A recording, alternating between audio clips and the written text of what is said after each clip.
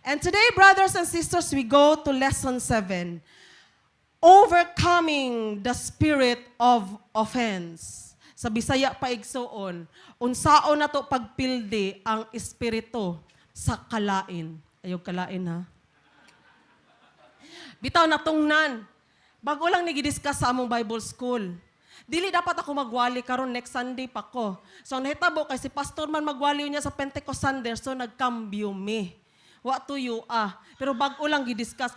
Ug ang gingon sa among Bible school igsoon, this is one of the spirits nga nagasulod sa mga simbahan, nga muguba, mo divide sa mga kasimbahan, and until now, it remains unidentified and untreated. So right now, brothers and sisters, I recognize that you have emotion. I have emotion. No, we have emotion. Amen? Di ta robot. Lagi tayo mabati nga kalain usahay tungod sa mga careless actions o sa mga careless nga words. Pero karong taknaa, dili na to focus igsoon ang model sa mga nag-cause og kasakit. Kundi igsoon natong tun-an karong adlaw, unsaon nato nga dili ta magapo sa espiritu sa kalain. Nga mag-cause sa imuha igsoon nga mawala ka sa pagtuo, mag-backslide ka igsoon, ug magamit ka sa demonyo nga musira og ubang tao, and to the point, even church. So focus ta igsoon. Unsaon nato pagpildi ning spirit of offense sa ato ang mga kaugalingon. For the purpose, brothers and sisters, nga maluwas ang ato ang mga kalag. According to Matthew 24:4-14, nangutana ang mga disipulo ni Kristo, unsa ang timailhan sa iyahang pagbalik og end of the world. Ug mao ni gitubag ni Jesus. And Jesus told them, "Don't let anyone mislead you, for many will come in my name claiming I am the Messiah. They will deceive many, and you will hear of wars and threats of wars, but don't panic. Yes, these things must take place, but the end won't follow immediately." Okay? Be reminded with that. I-memorize ang mga sinyales sa pagbalik ni Kristo igsoon sa end of the world. Nation will go to war against nation, and kingdom against kingdom. There will be famines and earthquakes in many parts of the world. But all this is only the first of the birth pains, with more to come. Verse 9, then you will be arrested, persecuted, and killed. You will be hated all over the world because you are my followers. Verse 10, take note of this. And many will turn away from me and betray and hate each other. One of the signs of Jesus coming in end of the world. Many will turn away from Jesus and betray and hate each other, and many false prophets will appear and will deceive many people. Sin will be rampant everywhere, and the love of many will grow cold. And the love of many will grow cold. But the one who endures to the end will be saved. And the good news about the kingdom will be preached throughout the whole world, so that all nations will hear it, and then the end will come. Take note of this, brothers and sisters. Sa New King James Version, kaning verse 10, ang ilahang version dito is, many will be offended. Balik ta sa verse 10. Many will turn away from me and betray and hate each other. Before nahitabo ang betraying and hating each other, which is spirit of offense, brothers and sisters. You cannot betray and hate someone if you are not intensely offended. Kailangan na ay grabe nga kasuko, kayugot, kalain sa usa ka tao or higala para imo siyang traidoron o kalagutan pag-ayo. O bago nahitabo ang betraying and hating each other, brothers and sisters, take note that many will turn away from me. The spirit of offense, brothers and sisters, bonus na lang, resulta na lang siya. ang tao nga nagapos sa spirit of offense, before siya nagapos ni ana igsuon, nahilayo pa siya sa Dios. Betrayal, hating each other, spirit of offense, brothers and sisters, is a result of turning away from God. Nahilayo sa Dios bago na gapos sa spirit of offense. O di ka matingala, ang mga tao nga naghapos sa spirit of offense, maski unsa og explain, maski unsa og hangyo, maskin pag manghayo kag sorry kay nalain sila, di gyud nila dawaton. Walay bisan unsa nga iingon nimo, maskin pag muluhod ka, naagi pastor, niluhod gyud. Niluhod gyud ang pastor. Kay nalain sila, niluhod gyud ang pastor. Unsa may buhaton? Ipalansang sa pastor iyang kaugalingon? Di na gyud siya matabang kay ngano igsoon ang problema di ay sa mga tao nga nagapo sa spirit of offense, layo na sila sa Dios. Ug ang tao nga layo sa Dios igsuon, di gyud na makapasaylo maskig unsaon. Ilahag yung i-feel. Ilahag yung alagaan ang kayugot nga naa sa ilang kasing-kasing. Ug mauhim-on nilang rason to blame others, brothers and sisters. So magbantay ta. So kung naatay grabing gikuptan nga espiritu sa kalagot igsuon, i-check nato ato ang relasyon sa Dios. Don't blame anyone. Don't easily use the carelessness of others nga gamito nimo nga rason nga mo backslide. Check your heart before the Lord, brothers and sisters. Thought to keep. The spirit of offense is not an ordinary experience. It is one of the demonic activities that's stirring in the last days. It is a sign of growing distant from God and becoming spiritually weak. But those who overcome it and endure in faith will be saved. So don't think anyone or anybody. I ask this congregation today and everyone who listen, please save yourself from the spirit of offense. Save yourself. Listen to this word. Keep this. Memorize the points that we are going to give you today, brothers and sisters. Aron, masalbar ang imuhang kalag, pinaagi sa espiritu sa kalain igsuon. So now I will give you biblical ways to overcome the spirit of offense. Unsaon na to siya pagpildi sa diyang mo attack siya sa imuha igsuon. Number 1. Be very careful in dealing with negative things said about you. Mao ni sinugdanan, mao ni sudlan, sinugdanan igsuon sa espiritu sa kalain. Magsugod na siya nga naa siya ipadagan, iparali, i-announce. Nga mga negatibo nga butang ug mga istorya nga bahin kanimo. O once ma-experience na nimo igsuon, pagbantay gayod. Kung pwede pa lang mo adto ka og mountain, mag-fasting og 3 days. Para di ka maapil-apil igsuon sa mga nagkanaas, sa mga pulong, mga negatibo nga pulong igsuon buhata to save your soul. Proverbs 16:28, a troublemaker plants seed of strife. Gossip separates the best of friends. Ang Biblia na ang nagsasabi, mga kapatid, nga nag-exist ang mga troublemaker. Hindi po ako. Walay mamersonal. Ang Bible nag-ingon nga nag-exist ang mga troublemaker ug mutanom sila og liso sa kasuko nga kanimo. Matthew 12:35-37. The good person out of his good treasure brings forth good, and the evil person out of his evil treasure brings forth evil. I tell you, on the day of judgment, people will give account for every careless word they speak. For by words you will be justified, and by your words you will be condemned. On the day of the judgment, people will give account for every careless word they speak. O nang ay pag-apil-apil anang mga nagkalat nga mga di maayo nga pamulong ug mga negatibo nga pamulong igsuon. Kay damayon ka sa kalaglagan on the judgment day. A careful way of dealing with negative things said about you is very important. Ngano man igsuon, harungon jud nimo siya tama.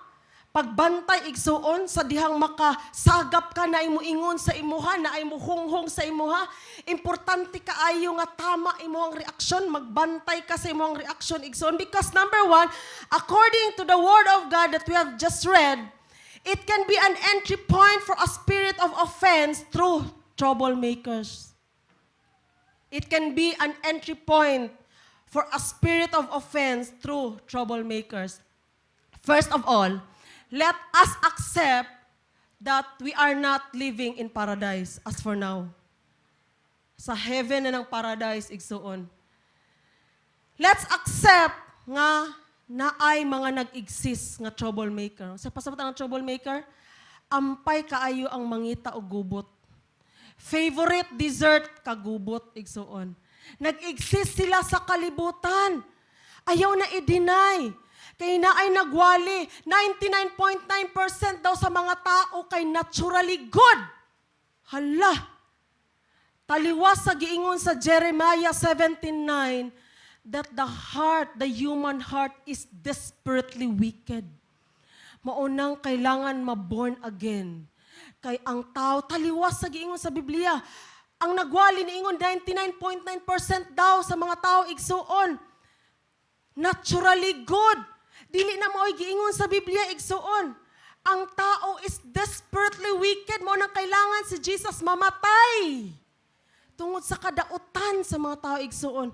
And that kind of preaching is seeker-sensitive. Manggitik, igsuon, og daghag tumong. Manggitik og mga tao para dili mabawasan ang hinatagan og dili mobiya sa simbahan.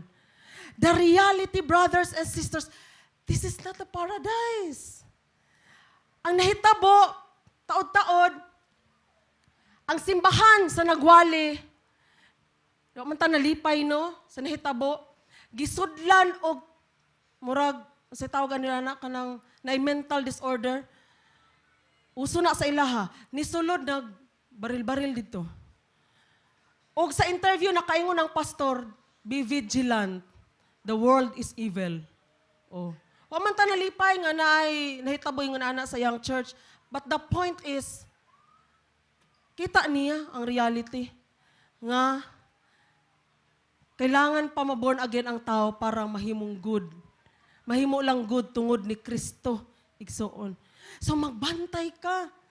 Na ay mag-message sa imo, mag-text sa imo, Brad, anak ko sa inyo ang balay. Sis, anak ko sa inyong balay, magdala ko panalangin.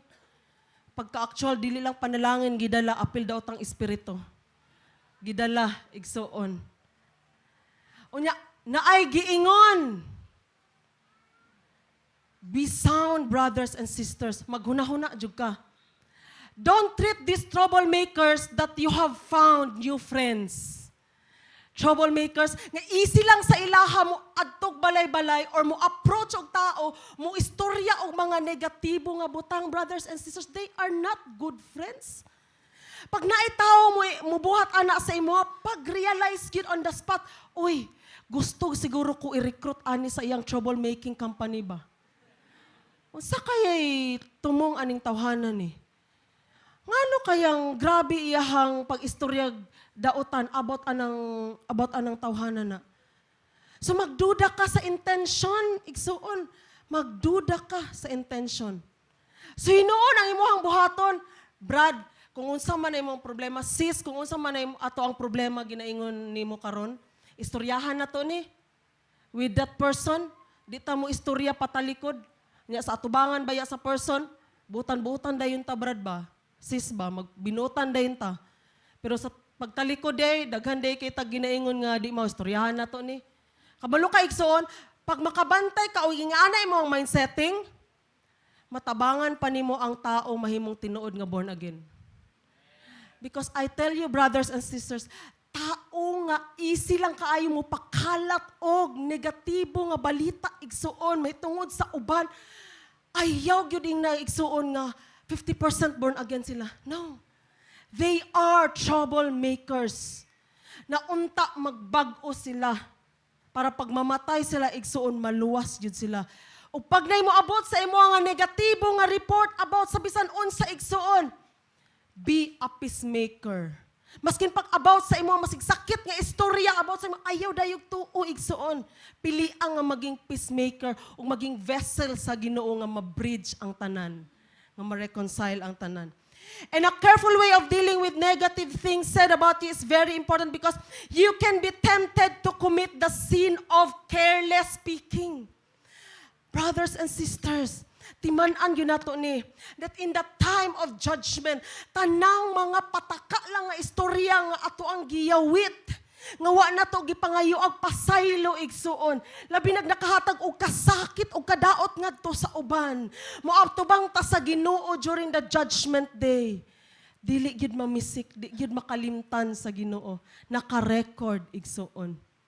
Kay tanang butang nga wala gipangayo ag pasaylo, gi-record sa Ginoo. Ang mga sala lang igsuon nga na-erase sa lista sa Ginoo, mga sala nga gipangayuag pasaylo. Maunang kailangan ta mahimong repentant.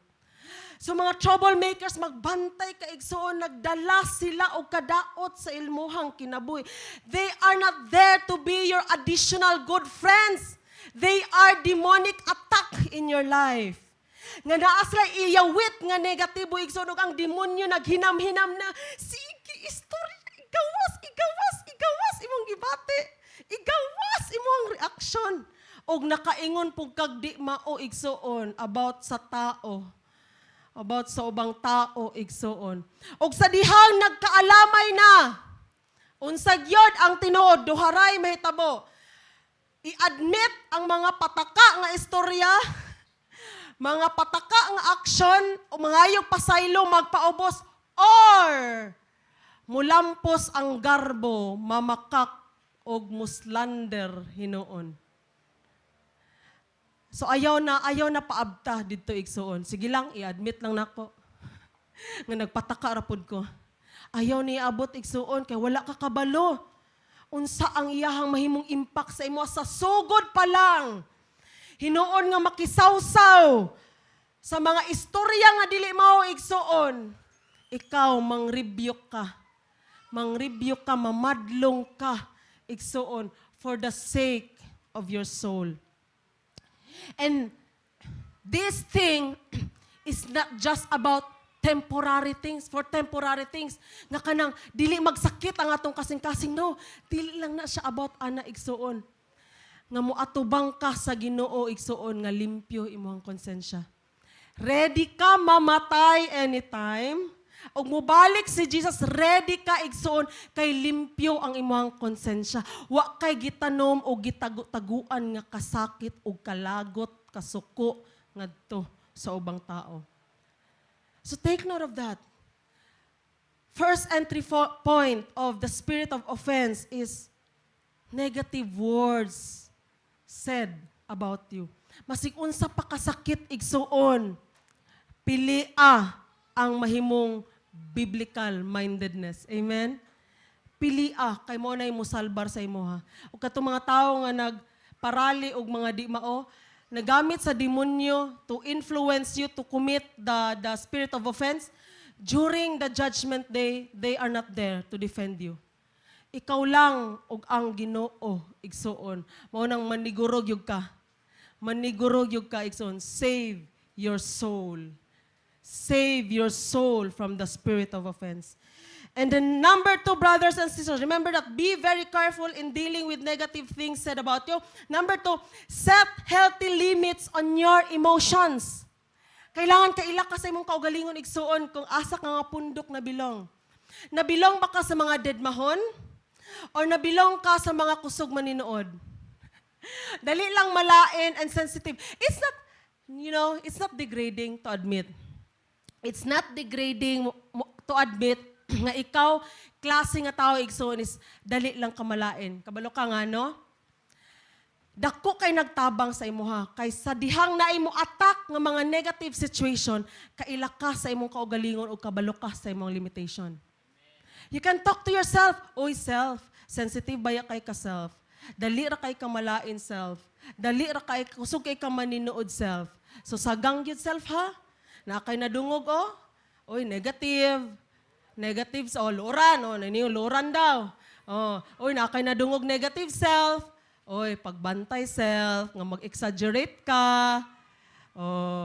Kay mga tao baya nga dali lang malain, mauni giingon, paabot sa unahan, mausab, madungagan ang version.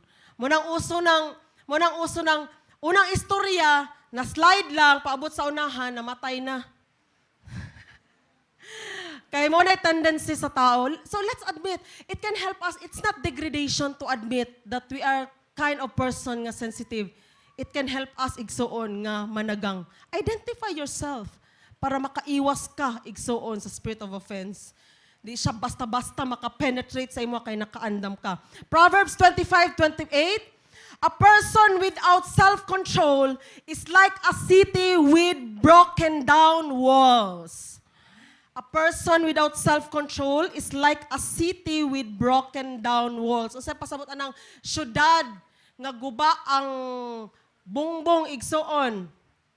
Ang pader. Bungbong no kayo. Balay man di akong pasabot no bungbong. Syudad nga guba ang pader. Pasabot ana igsoon. Anytime pwede attack. Anytime pwede sudlon og kaaway og i-destroy. Kaya wa may ali. So, guba man ang pader. So, anytime, pwede i-attack. 1 Peter 1:13-15. So, prepare your minds for action and exercise self-control.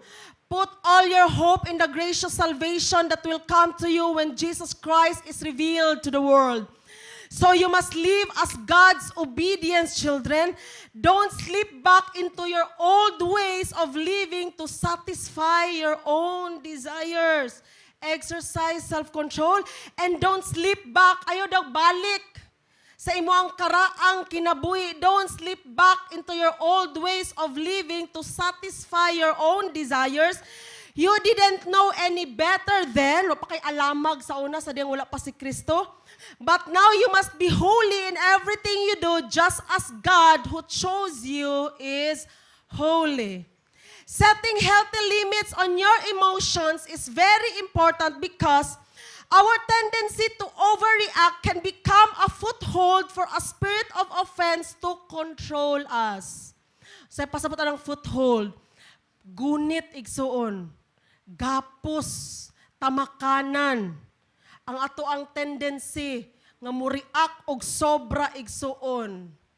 Mahimo siyang gapos, gunit, sa espiritu sa kalain nga mo control sa ato igsuon.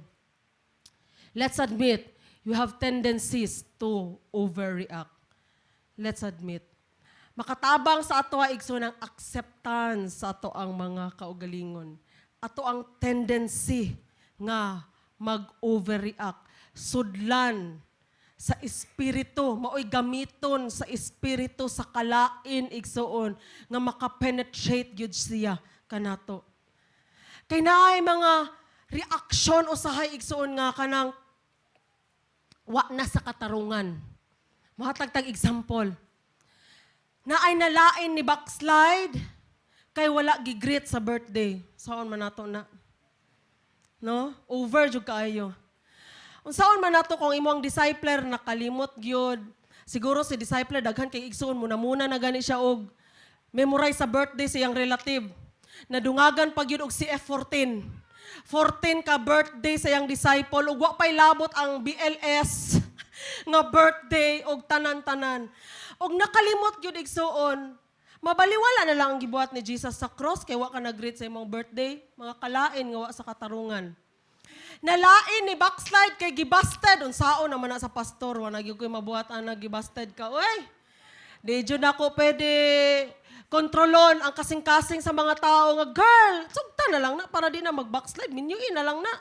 Dili man na pwede, kapatid. Na ako'y na-encounter sa UM sa una, ako ang na Campus Awakening. Campus Revival ba to? Awakening sa tawag to. Ako ang nag-evangelize. Nainidungol sa kuha. Nalain daw siya sa kuang gospel. Nga gi-share, ha? Nalain daw siya sa gospel nga ako ang gi-share. Kaya na daw ko giingon dito. Nga gracious ang Ginoo pero ayaw abusari ang grace sa Ginoo.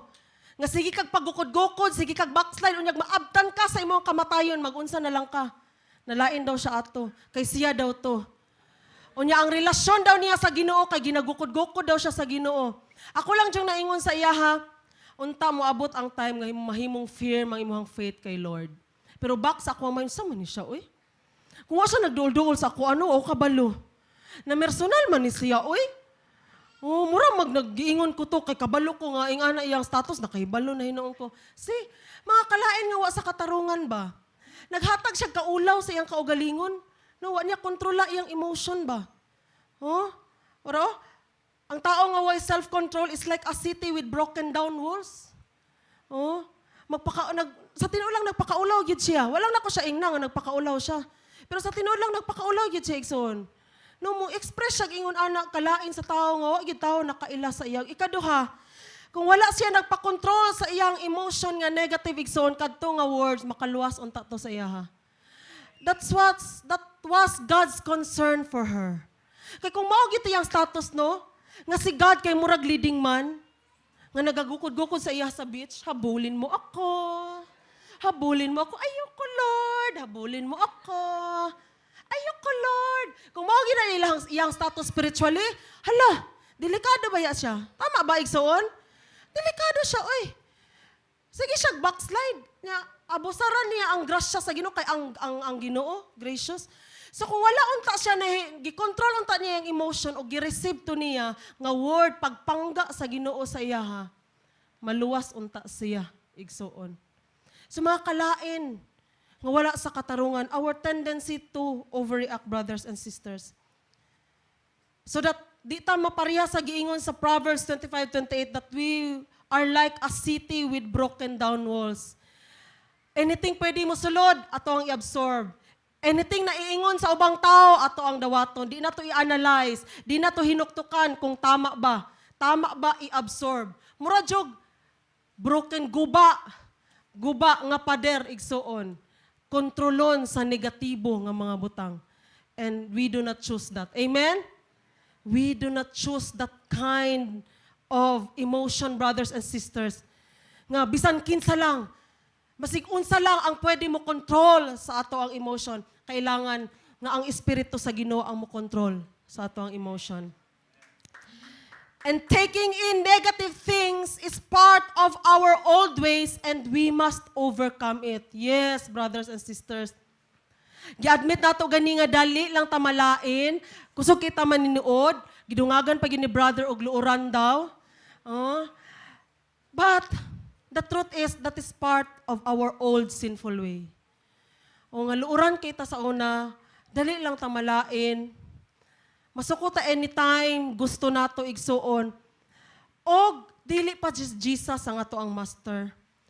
Pag dili pa baya si Jesus ato ang master igsuon, we are controlled by our flesh. Amen? We are controlled by our sinful nature. Karon igsuon nga si Jesus na ato ang master, ang balang espiritu na dapat ang magkontrola.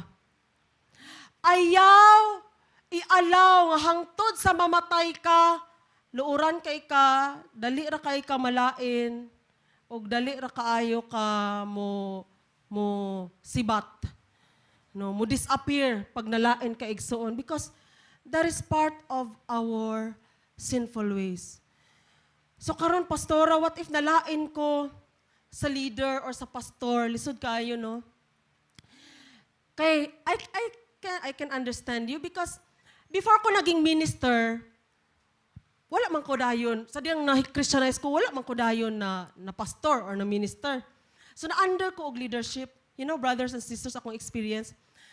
Ang leader, niingon sa kuha, mag-urap ko at mga tuig, sobra pa ko nga Christian. Niingon ang leader sa kuha, niingon daw ang Ginoo sa iyaha nga kadto nga lalaki ang ako adang dapat ninyuan. Kay katura daw gyud ang lalaki ang makakaya sa ako. Ano siya? Oh, kalain ba ni katulang nga lalaki makakaya sa ko sa day ko? Ano ba? So ako siyang gitubag, te. Dili man na tinuod, te. Kaya man ko kagustuhan na niya. Then, taod-taod. Nahibalaan na lang nako nga gikalat na niya ang istorya sa sulod nga disobedient na ko kaayo ko nga pagka-disciple. Hala, ikaw igsoon, makatulong ka na. Apili mong bulingon ba, imo yung dalon, si Bat. Worse gani, kay before sa among kasal ni Pastor, gina akong gidangatan, before sa among kasal ni Pastor, naka-receive akong message nga tabangan daw ko nila mag-escape. Kay wala daw ko'y future kay Pastor. Nya Catholic, pag yun daw unbeliever. Sama ni sila. Wala nila timbang-timbang agmayo. Gina-consider nila ilahang revelation or whatever sa ilahang mga judgment. Di nila apilog ihap nga basig in love kaayo ko.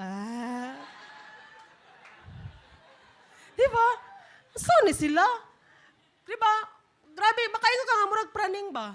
Murag praning, nga nag-level. Pero kabalo kay son, wala yun ko nag-retaliate. Wala ko nag-retaliate, ang Ginoo yun ang naghanay sa tanan. Og limpyo kayo akong konsensya nga, no? Gihanay sa Ginoo, ang Ginoo naghanay sa tanan, limpyo kayo akong konsensya, kay wag yun ko ng daot. Wag yun ko'y giingnan. Si Pastor Lala Kabalo, sa ako ang mga gidangatan, diba? Ano lang na to, ano na to, para may mong lighter. Si Pastor na nakabalo sa akong gidangatan. Oh, dugay naman mo nagkuyugan ng Liza. Wag yun nakabalos, Liza. Unsa ako ang gidangatan, smile lang ko. Smile, though your heart is aching. You know what? 1 Peter 1:13, 1:17, igsoon. Ano ang ginawa siya favorite o siya favoritism? So kung naakay kasakit sa imong leader, igsoon, or sa imong pastor, remember ang giingon sa word sa Ginoo sa 1 Peter 1:17 nga wala siya favoritism, i-deal niya ang tanan. I-deal man ganin niya ang mga members sa church, how much more ang mga leader nga siya ay nag-appoint. And then in Proverbs 21:1, igsuon, niya na ang Ginoo, nga ang kasing-kasing daw sa hari, siya ang nagdirekta o siya ang naggiya. So, unsay pasabot ana sa imuha igsuon? Ayaw i-claim rashly ang imuhang justice. And trust the Lord nga siya'y model sa mga leaders nga iyahang gi-appoint. Ayaw gamitig dahas igsuon. Pag nalain ka sa imong leader or sa imong pastor, that is your moment to grow in patience. That is your moment to grow in patience and trust in the Lord nga siya'y muhanay sa tanan igsuon. Ayaw ibutang sa imong kamot, ayaw gamitig dahas igsuon because it will destroy you. The spirit of offense will be successful in your life, brother and sister. Ug walay laing alkanse, ikaw ragyod igsuon. Walay laing alkanse. Walay laing kitong mga nakahatag og kasakit sa imo, ha? Wala, padayon lang sila sa ilahang mga gawain. Ikaw, you will be so destroyed, brothers and sisters, kung patulan nimo pag-ayo ang mga offense nga nadawat nimo sa imuhang kinabuhi. So set healthy limits. Diri ra ko, di na ko ni-absorb. Kanilang ako ang i-absorb, dili tanan ako ang i-absorb. You know what, brothers and sisters? It will help you become stronger. Kami ni Pastor, wala na sayang tanang pagsulay nga mo ang gidangatan. Kay mas nahimo pa mi nga strong kaysa sa before. Naana ko sa point sa akong life karon, mura Facebook, mimi. Nasa point ako ng life ngayon, Naana ko sa point sa akong life, brothers and sisters. Sa una, so good, sensitive ko, di ko gusto ani pagbago pa ko pagpamastor ba. Daghan kay kog mga reservations, di ko ganahan ani, picky kay ko, di ko ganahan ni kaning ani, di ko muharong ana. I don't like this, I don't like that. Pero tungod sa mga pagsulay, brothers and sisters, no, ang ako ng mindsetting karon, as long as dili rebellion, mga careless words lang, and then mga careless actions, di na ako panumbalingon. Naana siya ka ng limitations sa akong mind ba? Petira kayo na. Mga na ako, pwede ra na kalimtan. Pwede ra na istoryahan. Mulabay ra na. Karon lang na ako ni mabati nga nalain ko. Pero taod-taod, makaon ako ice cream, okay na ko. Ano ba? Sa una, pag sa sugod, kusog kayo, daginutan kayo. Pero sa diyang napuga na gani ka igsoon tungod sa mga pagsulay. Wala na sayang ang pagsulay. Mo nang giingon sa Biblia, dili masayang ang mga kasakit nga imong gidangatan o pagsulay nga imong gidangatan. Kaya ang result, you will become stronger. Tinuod jud igsoon. You will become stronger. Pag dili mo labaw sa imong na-experience or dili mo pantay, madedma lang nimo igsoon. So remember this, set healthy limits on your emotions. Know yourself, brothers and sisters. Ug dili tanang butang imong i-absorb, dili tanang butang imong seryosohon. Amen? For what? For what? Just for emotional health? No. For the sake of your soul, brothers and sisters. Bonus na lang actually ang emotional health. Ang dako gyud nga deal igsoon is imong kalag. Nga dili mahugawan ug madamay sa spirit of offense. And the last one, brothers and sisters, you can be free from the spirit of offense is always be forgiving. Mapinasayloon yung kaigsoon. Maskin pag wala nangayog pasaylo, ing nagyod ang Ginoo, Lord, gipasaylo na nako ni siya. Masiglisod buhaton. Tanang tao nga naghatag kasakit sa imo, ginikanan or silingan. Oh, nangutang nimo nga wa nagbayad hantod karon. Unsa man na? Oh, bana, asawa, anak, tanan na lang. Tanan. Naghatag kasakit sa imo, igsoon. Maskin pag wala sila nang ngayog pasaylo, you need to release forgiveness for your sake, for the sake of your soul. Colossians 3:13-15. Make allowance for each other's faults and forgive anyone who offends you. Remember, the Lord forgave you, so you must forgive others. Above all, clothe yourself with love, which binds us all together in perfect harmony. And let the peace that comes from Christ rule in your hearts. For as members of one body, you are called to live in peace and always be thankful. O ang kasing-kasing igsoon nga unforgiving, makalimot gyud ka tungod sa imong kasakit, mura na lang ang tanang gibuhat sa tao kay negative na lang gyud, wa na lang gyud siya maayo nga gibuhat. Grabe ang spirit of offense, deceitful siya. Pag maghapos ka sa spirit of offense, tan-aw nimo sa tao siya ang pinakadautan sa tanan. Nga murag ang nabuhat niya kay murder. Unya murag kag makalimot nga naa man pud siya maayong gibuhat sa imuhang kinabuhi. Nya apil ang maayong gibuhat sa imuha igsoon mahimong pangit. Mahimong dili maayo ing anak ka dangerous. Apil imong sariling emotion ilaron sa spirit of offense. Nga makalimot ka sa tanang good memories nimo sa person. Puro na lang yun bad ang imong ma-remember.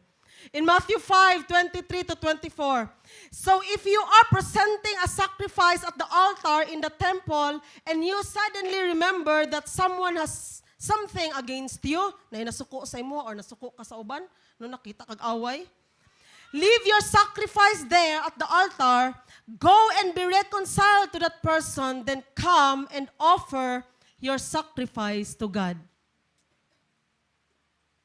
Please say, I will forgive. I will always forgive. Amen. And that's healthy for you.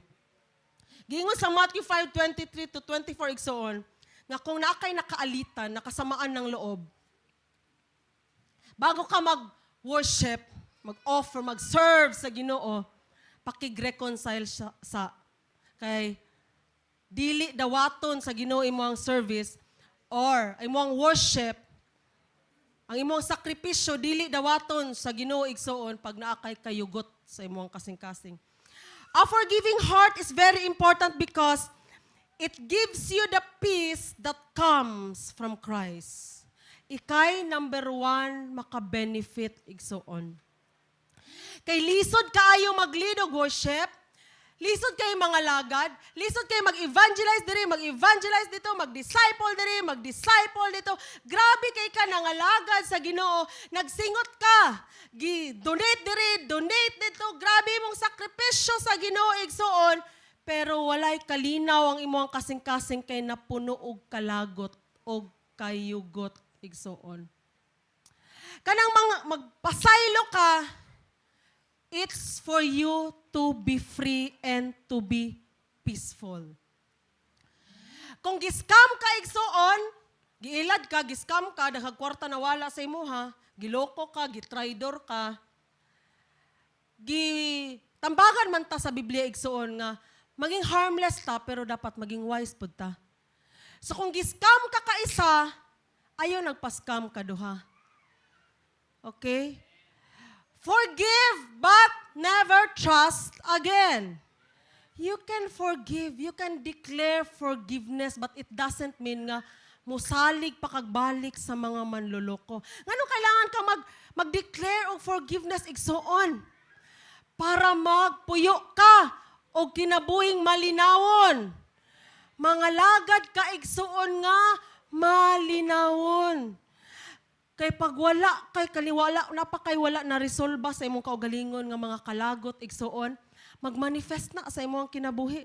Mga tao sa imong palibot madamay, gamay bikil, naay mabuhat nga ubang tao nga similar lang gamay sa imong na-experience, abothanday nimo sila. Matingala sila angry bird kay ka. Kay ang kalagot day nimo. No, kani si brother, sister ba? Grabe, angry bird man kaayo. Kay ang kalagot dahil nimo atong mga tao nga wa pa nimo napasaylo didto nimo. Mahawas sa mga sibilyan nga walay kamalay-malay. And a bitter leadership is very dangerous. Kay naay mga pastor nga they keep on preaching about healing and forgiveness, pero sa ilahang action og sistema nga ginabuhat sa simbahan igsuon, tataw kaayo nga wala pa gyud sila na restore. Unsa akong pasabot? Nga mga pastor nga naka-experience og betrayal, ang outcome sa ilahang leadership igsoon is spirit of control. Spirit of control. Bawalan nila ilang mga membro makik-associate sa ubang simbahan or sa ubang Kristohanon.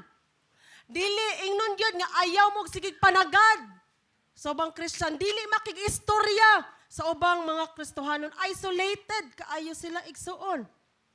And then, sila lang dapat ang magwali, walay lain. Ang mga pastor sa ilang branches, manager lang igsuon, manager. And all those things that I have mentioned, they are not biblical, brothers and sisters. Dili ka makig-associate o bang Kristohanon. Unya ang mga pastor sa imong branches kay manager lang bawal muwali, ikaw lang yun ang muwali. That is not biblical. Spirit of control na, brothers and sisters. Masigun sa og wali og forgiveness pero magmanifest sa action igsuon nga naa pag wala na resolve. Wala pag yun na heal igsuon. Bitter. A bitter leadership is a dangerous leadership because it will turn into spirit of control. Ang among mindsetting ni pastor, ang among mga experiences, naghatag pa sa amo og mas nakarealize pa mi og mas na-actualize pa namo, brothers and sisters, nga you cannot control everyone.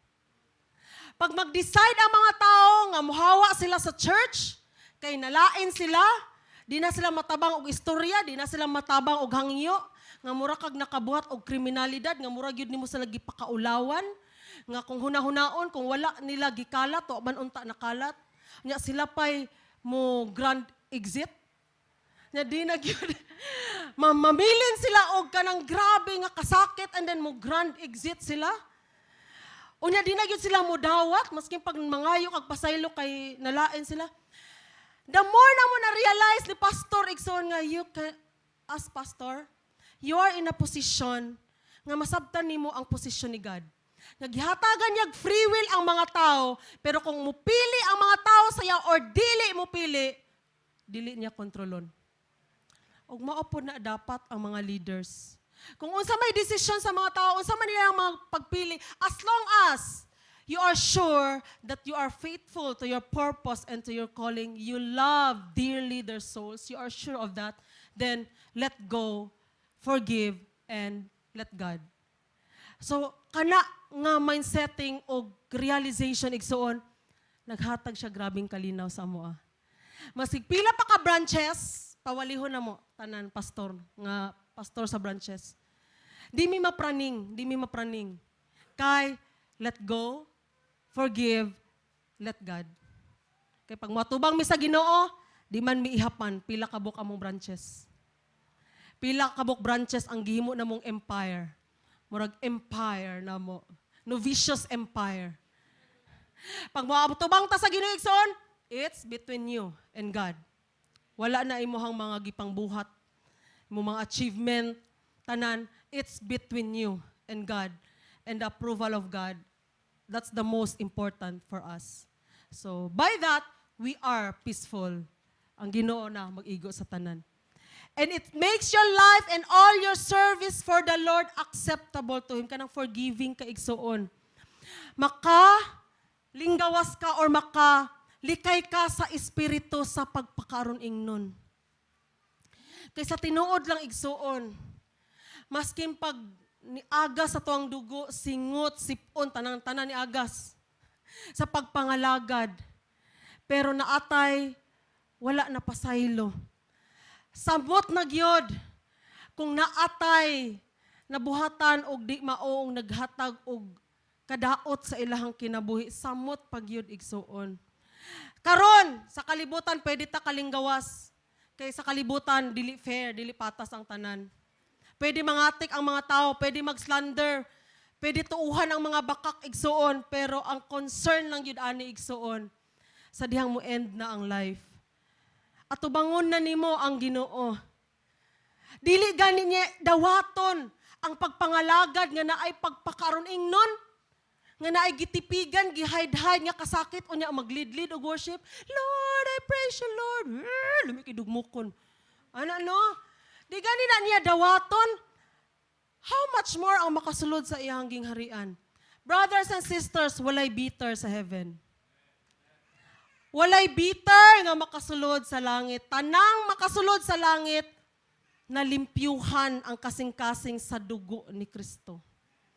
Gidawat ang kapasayloan ug naghatag og kapasayloan sa uban. So pag naakay ka bikil igsuon, labi na ikaw ang promotor sa kasakit, unya naapa kay chance nga makig-reconcile sa tao, ayaw baliwala lang. Ayaw baliwala ang kasalanan nga imuhang nabuhat. Bago ka magpadayon og pagpangalagad, be reconcile to God, may kag pasaylo, nga mo release kag pasaylo sa kasakit nga imuhang nabati. O kung naakay chance makig-reconcile sa tao igsuon, you should be reconciled. O diha pa, mahimo acceptable imong pagpangalagad sa Ginoo igsuon. So brothers and sisters, overcoming the spirit of offense is first for our emotional health, para mahimo tang magmalinawon, brothers and sisters, magpuyo tang malinawon. Ikaduha, igsuon for our spiritual health. Nga anytime takwaon sa Ginoo, anytime mo balik ang Ginoo, we can face Him. We are ready to be with Him because our conscience is clear. Limpyo, igsuon ang atong konsensya. So word to remember, beware of the spirit of offense because it is one of the devil's tactics to destroy your soul. Be very careful in dealing with negative things said about you. Set healthy limits on your emotions and always be forgiving so that you may live in peace to which you are called as part of Christ's body. Is this an amen? Amen.